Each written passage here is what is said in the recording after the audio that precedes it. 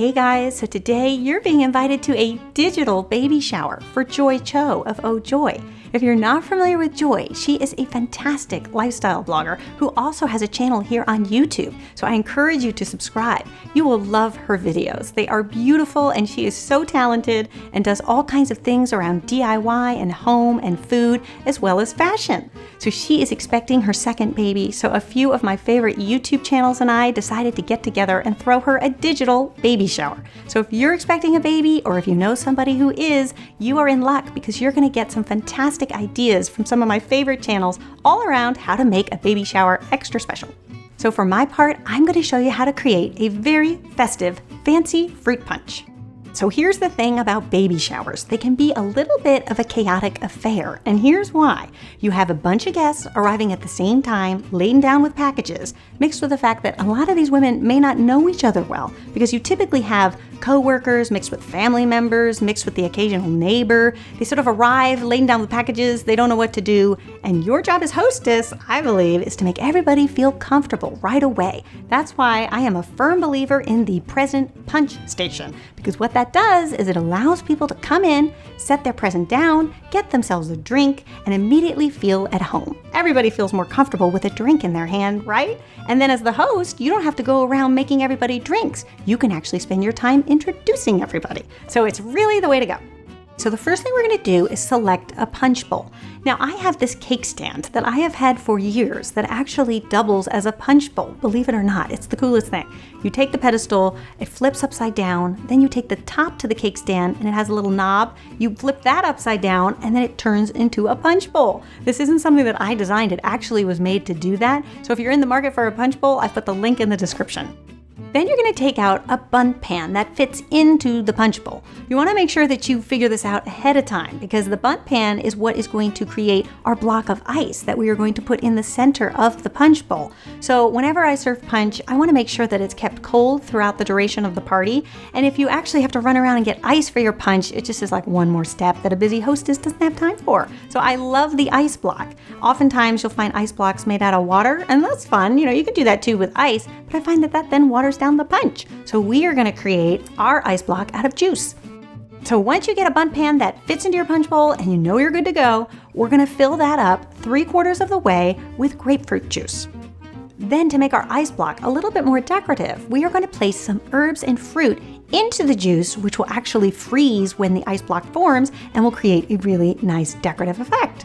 So you can go ahead and add 4 sprigs of fresh mint, about 5 or 6 whole strawberries.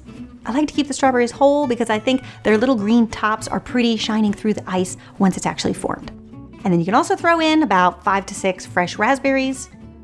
And at this point, this is all going to be floating around and look like kind of a mess. That is okay, because we are going to take this whole thing and pop it in our freezer. Then once you get it in the freezer and the juice sort of settles down and nothing's moving anymore, you can go in with your hands and just reposition the fruit and the herbs just to make sure that it's well distributed. Because remember, it's going to freeze this way. So if everything starts to gather on one side, you're going to end up with an ice block with a bunch of fruit on one side. So just go ahead and spread it out evenly.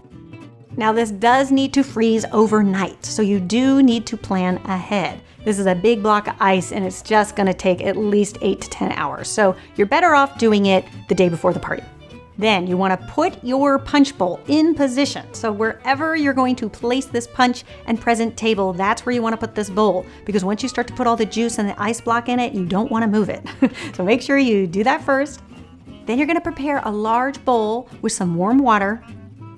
Take your bundt pan out of the freezer and just place it resting in the water for about 2 to 3 minutes. Basically what that's going to do is warm the bottom of this pan and allow you to release this juice block. It's going to be a lot easier to actually remove it if it's a little bit loose. Then you can go ahead and remove the ice ring out of the bundt pan into your punch bowl. And you'll see all of that beautiful fruit and mint has frozen right inside. Then you're going to add 4 cups of fresh orange juice and about 1.5 cups of lime-flavored sparkling water. Now, if you weren't doing this punch for a baby shower and you wanted to make this punch alcoholic, you could add 1.5 cups of champagne. That would be really fun for a bridal shower.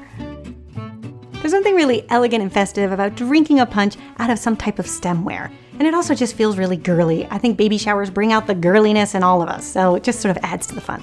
You could use margarita glasses, you could use a martini glass, a wine glass, even a champagne glass. Just makes everything feel a little bit more ladylike and elegant. And then as the party wears on, the ice block will start to melt. That orange juice will become infused with the grapefruit juice coming from the ice block. It'll stay pretty much cold for about 2-3 hours, so it does last a little bit of time. And if you find that the punch is getting too watered down from the juice and you want to add a little bit more zing to it, just go ahead and add some more sparkling water. So there you have it, a self-serve, stress-free party punch that I think you guys will love. And to Joy, who I hear you are also having a second girl, I wish you all the best. I can only tell you, as the mother of 2 girls, giving my eldest daughter a sister was one of the best things we ever did. They are best buds, and there is nothing quite like sisterly love. So I wish you all the best, and hopefully one day when that baby is older, we can get all these girls together for a play date. All right, you guys, I hope you stick around to watch the rest of the videos in this playlist. There are some terrific baby shower ideas that I know you all will love. Okay, I will see you next time. Bye.